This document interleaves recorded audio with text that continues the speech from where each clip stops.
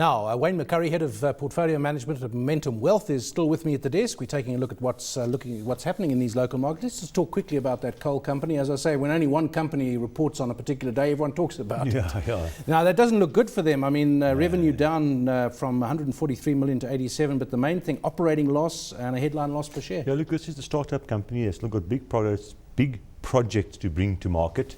Share price has taken an awful beating.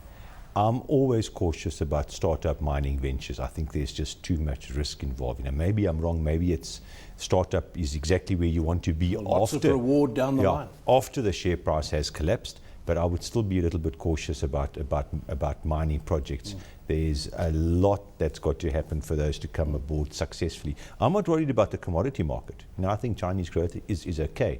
But startups, I'm a little bit cautious. Let's look at the construction. We saw Avenge earlier, and Basil Reid put out a trading statement. Just to recall, if we missed the thing with Avenge a bit earlier, revenue up 30%, but their 2-year order book is down 15% from June 2012. So where is a company like this? Because we know construction's has been in a bad place. Yeah, but I mean, if a particular sector has been in a bad place and it's going to survive, that's probably the time to buy them. You might buy a year too early, you might buy 2 years too early, you might buy at exactly the right time. You just don't know. But they do represent value, and we've heard it seems like forever now about the government's infrastructure rollout. It never seems to be coming, but it will eventually come. So I don't think if you can afford to take a longer term view on construction, that it's a bad place to be. And in fact, of all the cyclical industries, it's the longest cycle in many ways. I mean, some aspects of mining are, but I remember when Carl Grimm was head of Avenge. We're talking 10 years ago, interviewing him, and he was saying, when is this government infrastructure going to start? And then we hadn't even got the World Cup then, so they went through a whole period where, at last it happened, but now it's at that other point again. But look, I mean, you can follow a very good rule of thumb in investing.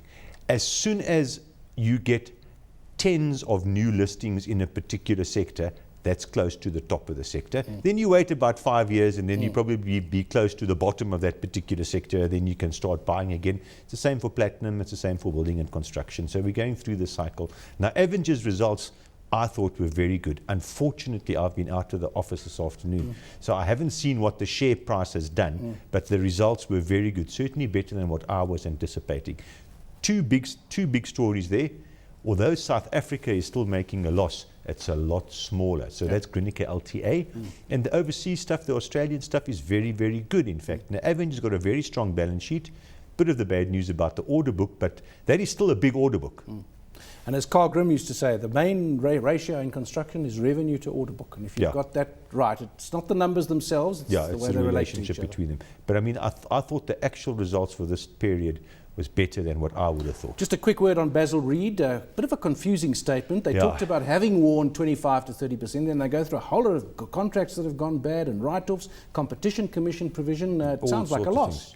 Yeah, it looks as though they're going into a loss, It looks as though they are. I mean, obviously the market will look through one-offs. I mean, one-offs are never good news. Funny enough, I never see nearly as many one-off profits as one-off losses. But one-offs are there, but it looks as though they're going to go into a loss situation. So it doesn't look all that happy there, I must say. Okay, well, we'll come back to Wayne in a moment. The results season has been underway for a couple of weeks now, and we have Tamisha Makanyele to give us a preview of next week's earnings. Tamisha. Thank you, Dave. Well, we just had a very busy results week, but next week we'll be looking a little bit more quiet because, as you know, Thursday is a public holiday here in South Africa. But nonetheless, let's take a look at what we can expect to see from next week. Monday, we come out with Mete, Elliott and Avtech. And then also we're going to be moving on to Tuesday, looking at Remgro, who's actually out with a trading update saying that their headline earnings per share are actually expected to be anything between 33 and 37% lower. So Tamisha, that's just a quick look. That does sound a bit funny for Remgro because if you think of some of the shares that they've got, First Rand, which has been the darling of the banking sector, Mediclinic, Grindrod's coming back into its own now, so that drop sounds a bit strange. It does. I mean, it's got some really, really nice, assets under its belt. If I think of a couple at the moment, it's got Rainbow Chicken, it's got the Unilever South Africa, and the great thing about it is it also has some exposure to some of the unlisted companies. But back to the point as to why their headline earnings per share are looking a little little bit low at the moment. This is because of a once-off charges that they incurred from Mediclinic, and this is because of their refinancing of the Swiss and South African debt that they had on October last year. Had they actually not taken this transaction into account, their headline earnings per share would actually be expected to be higher, and they would be between 16 and 20%. You mentioned Rainbow Chicken. I would have thought maybe that's responsible for the entire drop in earnings, because the chicken industry has been under such stress. But what about the Grindrod acquisition, or the shareholding there? Now, we know that when they go for a stake, Remgro, they really go strong, and we saw that, Grindrod was really looking to expand, and they went to Remgro. Back onto looking at what's happening with Rainbow, we know that just earlier this month, they raised a 3.9 billion rand towards the acquisition of the Food Corp. And this was also great for them, because we know there have been a lot of problems with regards to Rainbow Chicken. They have been under pressure with regards to their imports that are coming in from Brazil. And the price of maize at the moment is actually quite expensive.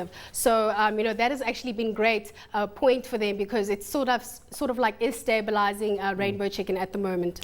And let's look at education. Interesting sector. Private education providers taking advantage of perceived and real issues in government education. Advotech and Curro are two of the shares that come to mind. That's correct. I mean, if you're just looking at the graph at the moment, if you have a look at how Curro has been doing over the past year or two, it actually is overtaking Advotech. And although they are actually working in the same industry, they are actually targeting different sets of the market, where Advotech is actually a lot more expensive, and Curro, although they are looking at private education, it is a little bit less expensive. I think what Curro is doing is what Advotech was saying: we'll give you quality, but you'll have to pay. Curro is saying we'll give you quality, but you have to pay less in some cases. That's correct, Dave. But the thing about Advotech is that although their tertiary level is not looking as strong, their school portfolio is actually really what's driving them. I mean, they've got the likes of Crawford College and Trinity House. So at the moment, another thing that is also interesting about them is they are looking to expand, Advotech that is, and within the next 5 years, they'll be looking at building 7 new schools. Yeah, and if you like Yanni Mouton of the PSG Group, if you like his instinct for investment, he is quite prepared for them to spend a lot of money and not make any money to make money in the future with that Curro Group. Wayne, just looking at some of those shares that Tamisha was talking about there, maybe just start at the end. Curro, that model, and as I say, Yanni Mouton is a shrewd investor. They've turned a little bit of profit. Now, he is a shrewd investor. I still am a little bit cautious about startups in any form, whether it's mining or not. Again, yeah. And I mean, I was proven totally and utterly wrong on Capitec, who knows, but if a company is going to be successessful, let other people make the first couple, the first returns on the share price. Curro's a bit further than a startup, though. No, I hear you, but the profits are only in a startup, right? Yeah. So I will stand back, but I am a conservative investor. And I think the key there is that the old Model C government schools, they charge hefty fees. Some of them. Big fees. Curro's coming in below that. Yeah. So it's a private sector value proposition at the lower end. Yeah. And I mean, there is a huge demand for that, as we all know. What about Remgro? We talked about what Remgro has, and of course there's always the question, do you buy Remgro in order to get those things, or should you buy them yourself? Well, the Remgro have got some things you can't buy, but it's not the majority of their value. So Rembrandt, the earnings, we know why it's happened, the Mediclinic refinancing of the debt. But Remgro, you don't per se measure on an earnings basis, you measure it on a net asset value basis more than anything else. And I think it's quite a good share to have. It's very diversified. We actually got a lot of Remgro. Looking at next week, what your point earlier about those big non-South African facing companies and the Rand at 9.19. Yeah, I really think we're going to get a little bit of Rand strength. I mean, we've seen this movie before. Now, it's not going to replay totally, because in the previous two movies, when the Rand weakened massively, we actually had 5-6 years of Rand strength following that. I don't think that's going to happen. But in the shorter term, there's just too much panic now. This Rand's moving as 10-20 cents a day. These are big gaps. There's too much panic now. Some reality will return into the market. But unfortunately, I would think at the end of the year, we're going to be back at 9.20, and maybe at the end of next year at 10, because this current account deficit, there is no other answer other than Rand weakness. Maybe I'm being too pessimistic, but I think anyone who thinks the Rand's going back to the old glory days of 7 or 7.50, those are well gone.